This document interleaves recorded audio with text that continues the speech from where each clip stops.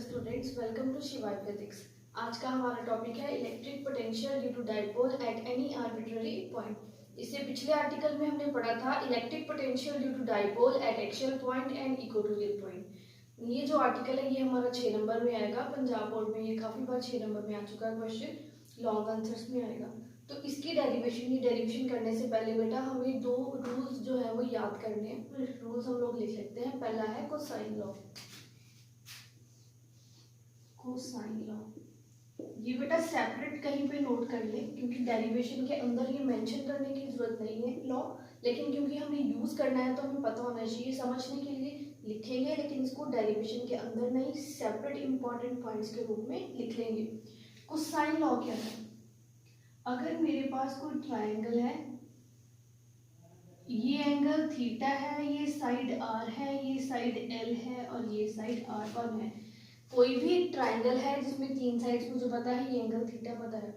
According to cosine law क्या कहते हैं? ये एंगल के जो सामने वाली साइड है, यहाँ पे है R1, इसका स्क्वायर किसके बराबर है? जो दो साइड्स बच गई, इन दोनों साइड्स के स्क्वायर को ऐड करो, that is R square plus L square. इनमें से माइनस करो, क्या माइनस करो? 2 times the product of RL into cause of theta. Theta क्या है? Angle between R and L, या हम कह सकते हैं R1 के सामने वाला एंगल हमने लिखना है। ये कोसाइन लॉ याद रखेंगे, ठीक है। क्या है? अगर कोई ट्राइंगल है हमारे पास इस तरह का, थीटा के सामने, एंगल के सामने वाली जो साइड है उसकी वैल्यू हम पता कर सकते हैं यूजिंग कोसाइन लॉ। कैसे पता कर सकते हैं? कोसाइन लॉ कहता है ये एंगल के सामने वाली साइड का स्क्वायर किसके बराबर है? जो दो साइड्स बच गई उनके स्क्वायर को ऐड करेंगे, माइनस करेंगे इसमें से 2 टाइम्स उनकी प्रोडक्ट, साथ में क्या आएगा? Cause of theta between R and L, ठीक है। ये नोट कर ले। सेकंड हम लोग यूज करेंगे बाइनोमियल एक्सपेंशन।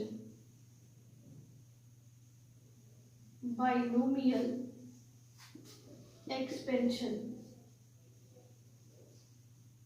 बाइनोमियल एक्सपेंशन क्या है? अगर हमारे पास इस तरह की इक्वेशन है 1 plus x power n such that जो x है that is very very less then 1। अगर x की वैल्यू 1 से बहुत ज्यादा छोटी है तो 1 plus x raise to power any power n, जिसको कैसे एक्सपेंड कर सकते लिख सकते हैं 1 प्लस nx, ठीक है, 1 प्लस nx। साथ में बेटा हायर ऑर्डर टर्म्स भी आती है, प्लस हायर ऑर्डर टर्म्स, लेकिन हम लोग क्या करेंगे? ये हायर ऑर्डर टर्म्स निगलेक्ट कर देंगे, बिकॉज x 1 से बहुत ज्यादा छोटा है तो x का स्क्वायर उससे भी ज्यादा छोटा होगा, x का क्यूब, x की पावर 4, जितनी पावर बढ़ती जाएगी उतनी वैल्यू क्या होती जाएगी? कम होती जाएगी। क्लियर? इसलिए हमें याद रखना है 1 प्लस nx। ये दोनों formulas, cosine law and binomial expansion, दोनों ही हमने आर्टिकल में यूज करने हैं। ये सेपरेट आप लोग लिख के रख ले। तो हम शुरू करेंगे अपना article electric potential due to dipole at any point. तो डायग्राम ड्रॉ कर लेंगे। यहाँ पे मान लेंगे ये डाइपोल है मेरे पास AB, A पे चार्ज है -q, B पे चार्ज है +q और इसका सेंटर मान लेंगे क्या है? O।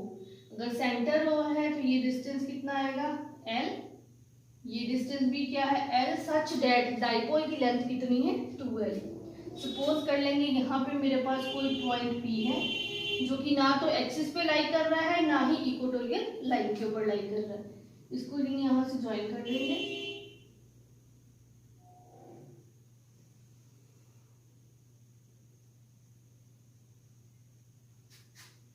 मान लेंगे ये वाला एंगल हमारे पास कितना है? थीटा, ठीक है। ये एंगल पोजीशन वेक्टर मान लेंगे, डिस्टेंस कितना है पॉइंट P का सेंटर ऑफ द डाइपोल से R। ये एंगल थीटा है तो ये एंगल कितना बचेगा? 180 माइनस थीटा, ठीक है। डायग्राम फिर से समझ लेते हैं बेटा। AB हमारे पास डाइपोल है, यहाँ पे charge -q plus q, total length 2L, centre से ये डिस्टेंस भी L है, ये डिस्टेंस भी L है। पॉइंट P कोई भी पॉइंट है at a distance R from the dipole, जहां पे हमने फाइंड करना है potential due to the dipole. मान लेंगे ये एंगल हमारे पास कितना है? थीटा। तो एंगल स्ट्रेट लाइन पे कितना बनता है? 180 डिग्री। तो रिमेनिंग एंगल कितना बचेगा? 180 minus theta.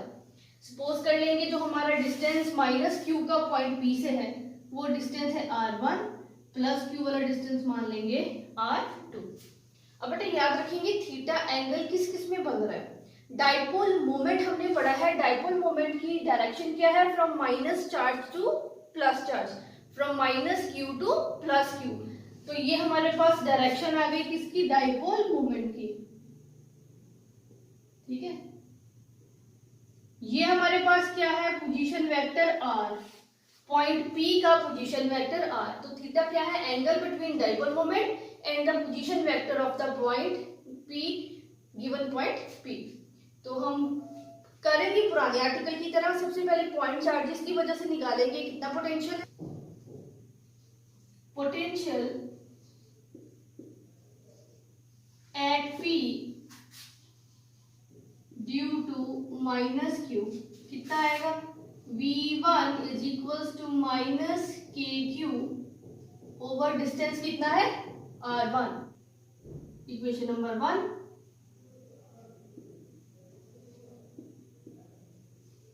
Potential at P due to plus Q कितना आएगा, V2 is equals to KQ over R2, mark it equation number 2। therefore net potential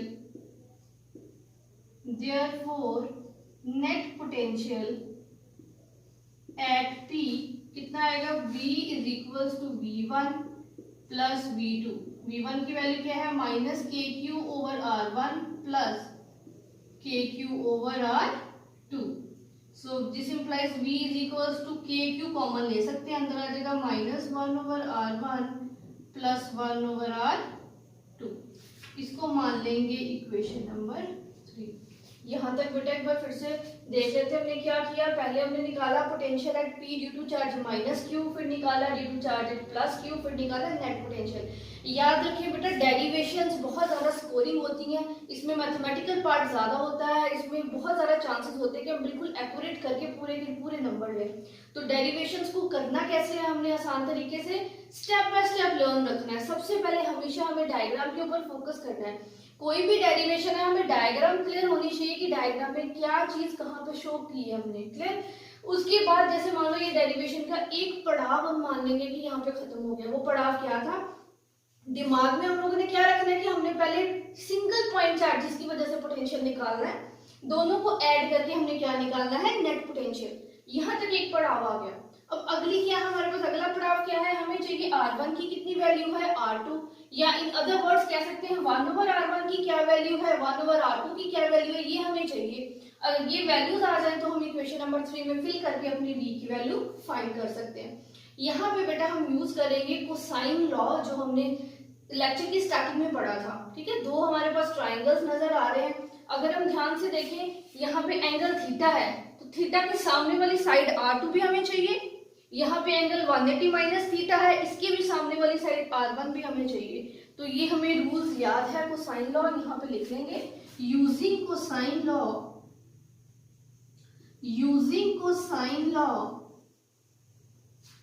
क्या आएगा, अगर ट्राइंगल भी लिख सकते हैं, using cosine law in triangle, पहले R1 की वैल्यू निकालेंगे, लिख लेंगे APO।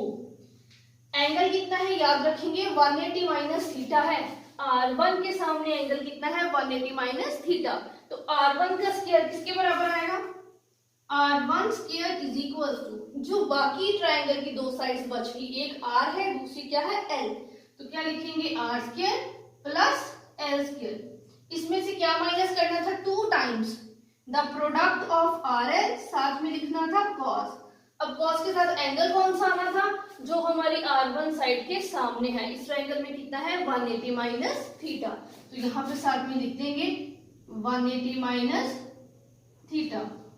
बस इसको सॉल्व कर लेंगे, R1 स्क्वायर किसके बराबर आएगा, R square plus L square minus, अब cos 180 माइनस थीटा किसके बराबर होता है, माइनस cos थीटा की। ये क्वाड्रेंट्स वाला रूल हमने यूज किया है। cos ऑफ 180 माइनस थीटा याद रखेंगे, minus cos theta, minus minus plus हो जाएंगे, यहाँ पे आ जाएगा 2 आर एल कॉस थीटा, ये हमारे पास आ गई r1 स्क्वायर की वैल्यू। तो यहाँ पे r1 किसके बराबर आएगा, therefore r1 is equals to r square plus l square plus 2rl cos theta, power कितनी आ जाएगी 1/2। आगे बेटा जस्ट सिंप्लीफिकेशंस है मैथमेटिकल, वो स्टेप बस आपने याद रखने हैं। यहाँ पे हमने r कॉमन लिया, आर स्क्वायर कॉमन लिया, अंदर क्या आ जाएगा 1 plus l square over r square plus 2l over r cos theta, पूरे की कितनी पावर आ जाएगी 1/2। याद रखें पूरी ब्रैकेट में से आर स्क्वायर को क्या लिया, कॉमन लिया। सो r1 इज इक्वल्स टू, अब यहाँ पे स्क्वायर है, यहाँ पे पावर 1/2 है, ये कैंसिल हो जाएगा, r 1 plus l square over r square plus 2l over r cos theta. यहाँ पे अप्रोक्सीमेशन यूज करेंगे, if l is very very less than r then l square over r square can be neglected। l square over r square को neglect कर सकते हैं क्योंकि l क्या है, r के कंपैरेटिवली बहुत ज्यादा छोटा है। therefore r1 किसके बराबर आ जाएगा, r into 1 plus 2l over r cos theta, यहाँ पे पावर कितनी है 1/2, यहाँ पे भी इतनी थी पावर 1/2। अब बेटा रेसिप्रोकल ले लेंगे क्योंकि हमें r1 नहीं चाहिए, हमें चाहिए था 1 ओवर r1। तो क्या आएगा, this implies 1 over r1 is equals to 1 over r, bracket हम सेम ऐसे ही लिख सकते हैं लेकिन इसकी पावर क्या कर देंगे, हाफ की जगह क्या आ जाएगी -1/2, क्योंकि रेसिप्रोकल में जाना था, रेसिप्रोकल नहीं लिखा तो हमने वहीं पे उसकी पावर के साथ क्या लगा दिया, माइनस का साइन। यहाँ पे बेटा अब हमारा एक और पड़ाव खत्म है, अगला पड़ाव यहाँ पे कौन सा आएगा, बाइनोमियल थ्योरम का। साथ साथ में फिर से रिवाइज करवा लूं बेटा, सबसे पहले हमने क्या किया था, पोटेंशियल फाइंड किए थे due to single point charges minus q and plus q की वजह से जो पोटेंशियल आ रहा था, नेट पोटेंशियल पी पे ऐड किया था, दोनों को ऐड करके ये हमारे एक हिसाब से फर्स्ट स्टेप हो गया। सेकंड स्टेप क्या था, हमें 1 ओवर r1 और 1 ओवर r2 चाहिए, जिसके लिए हमने कोसाइन लॉ की हेल्प ली। सबसे पहले हमने r1 के लिए कोसाइन लॉ लगाया, हमारे पास 1 ओवर r1 की वैल्यू आ गई। अब इसको सिंप्लीफाई करने के लिए थर्ड स्टेप हम क्या यूज करने वाले हैं, बाइनोमियल। यहाँ पे लिखेंगे using binomial expansion, using binomial expansion. Binomial expansion क्या था, 1 प्लस एक्स पावर n किसके बराबर आता था, 1 प्लस ln। हमारे पास क्या आएगा, 1 over r1 is equals to 1 over r 1 plus n की वैल्यू कितनी है -1/2, इस ब्रैकेट को स्क्वायर ब्रैकेट रख लेते हैं, इनटू x कितना है 2l over r cos theta. यहाँ पे बेटा मैं आपकी सहूलियत के लिए लिख देती हूँ, हियर n कितना यूज किया हमने -1/2 और x कितना लिया है हमने 2l over r cos theta, और फॉर्मूला क्या लगाया है हमने बाइनोमियल का, वो है 1 plus x power n is equal to 1 plus nx। 1 over r is equal to 1 minus 2 के साथ 2 कट जाएगा, l over r cos theta, ये हमारे पास आई है r1 की वैल्यू। सिमिलरली बेटा हम लोग निकाल सकते हैं r2 की वैल्यू, बस याद रखेंगे इस केस में cos 180 माइनस थीटा था, ये ट्राइंगल लेंगे तो यहाँ पे क्या है थीटा। तो आप लोग सेम प्रोसीजर यूज करके ठीक है आगे सॉल्व कर सकते हैं, मैं उसकी आगे आपको करके बता देती हूँ कि हमने फाइनल कैसे करना है। तो हम यहाँ पे लिख सकते हैं सिमिलरली 1 ओवर r2 किसके बराबर आएगा, 1 over r 1 plus l over r cos theta. ये बेटा मैंने सिमिलरली लिख लिया है, आप 1 ओवर r2 को सेम इसी मेथड के साथ फाइंड आउट कर सकते हैं, आपके पास यही आंसर आएगा। ठीक है, तो ये दोनों इक्वेशंस को वैल्यू पुट इन 3, ये दोनों इक्वेशंस की जो वैल्यू है हम 3 में पुट कर देंगे। तो v हमारे पास क्या था, kq इंटू -1 ओवर r1, तो साथ में माइनस का साइन, r अंदर क्या है 1 minus l over r cos theta plus 1/r2 की जगह लिख देंगे, सिंप्लीफाई कर देंगे फटाफट से, अगला काम आसान है। 1/r कॉमन है, बाहर आ जाएगा, अंदर क्या आएगा -1 minus minus plus L/r cos theta plus 1 plus L/r cos theta. -1 और +1 कैंसिल हो जाएगा, तो v किसके बराबर आ जाएगा KQ/r L/r cos theta plus L/r cos theta. तो ये किसके बराबर आएगा KQ/r into 2 times L/r cos theta into 2 times L/r cos theta.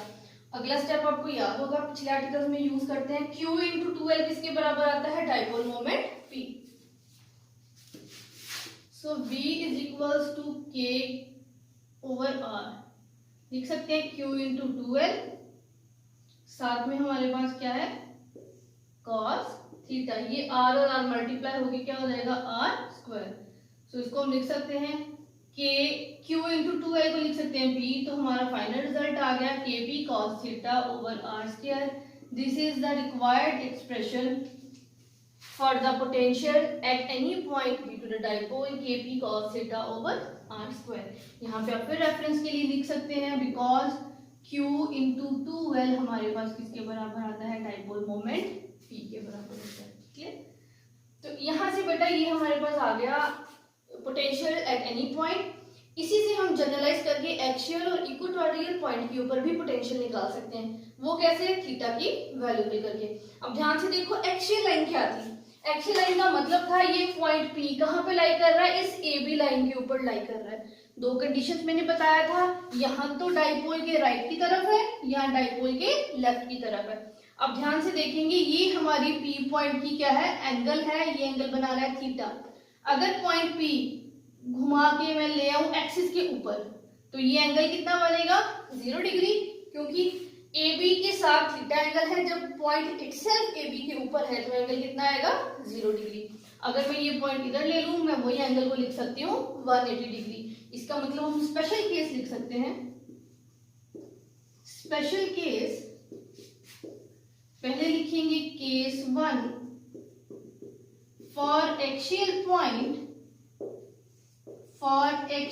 Point theta is equal to 0 degree और 180 डिग्री। देयरफॉर पोटेंशियल कितना आएगा KP/r², क्योंकि cos 0 की वैल्यू कितनी होती है 1 और cos 180 की वैल्यू होती है -1, तो हम यहाँ पे साथ में लिख सकते हैं प्लस माइनस। ये हमने पिछले आर्टिकल में किया था, plus minus KP/r²। Similarly case 2 हमारे पास क्या है, फॉर इक्वेटोरियल पॉइंट थीटा कितना आएगा। अब इक्वेटोरियल पॉइंट का मतलब ये परपेंडिकुलर बाइसेक्टर, तो एंगल कितना बनेगा 90 डिग्री का। इसका मतलब V कितना आएगा, यहाँ पे KP cos 90 की वैल्यू पता है कितनी होती है 0, तो V कितना आ जाएगा 0। ये हमने पिछले आर्टिकल में निकाला था। तो बेटा याद रखेंगे, ये शॉर्ट क्वेश्चन में भी उतना ही इंपॉर्टेंट है, क्योंकि बहुत बार बोर्ड ने पूछा है कि प्रूव करो कि इक्वेटोरियल पॉइंट पे पोटेंशियल 0 है। या अगर 6 नंबर में आएगा क्वेश्चन, तो ये पूरा फुल फ्लैश आर्टिकल आपको आएगा। आप बस याद रखना है कि हमने स्टेप बाय स्टेप डेरिवेशन को लर्न करना है। एकदम से करेंगे तो हम भूल जाएंगे। ठीक, पहले याद रखेंगे कि हम फाइंड क्या कर रहे हैं, फिर टूल्स याद रखेंगे। जैसे यहाँ पे कोसाइन लॉ और बायनोमियल एक्सपेंशन यूज की है, वो दिमाग में बैठा के उसके अकॉर्डिंग डेरिवेशंस करेंगे। डेरिवेशंस की बेटा एक टिप मैं आपको दे रही हूँ, जितना ज्यादा लिख के प्रैक्टिस करोगे फाइनल में उतने ही तुम्हारे जो हाथ अपने आप चलेंगे पेपर, आपकी हैंडराइटिंग भी सुधरेगी जितने ज्यादा लिखेंगे, और आपको ज्यादा मेहनत करने की पेपर में जरूरत नहीं पड़ेगी। क्योंकि 10 बार अगर आपने ये आर्टिकल लिख के देखा हुआ है, तो फाइनल एग्जाम में अपने आप आपका दिमाग आपका हाथ चलाई जाएगा कि ये स्टेप आने हैं। तो रिटर्न में इसकी प्रैक्टिस करके देखिए 2 बार 3 बार, तो उसके बाद आपको लगेगा कि हाँ इम्प्रूवमेंट आ रही है, अब आपको डेरिवेशन समझ में आ गई पूरी। तो आज के लेक्चर में बेटा बस इतना ही करेंगे।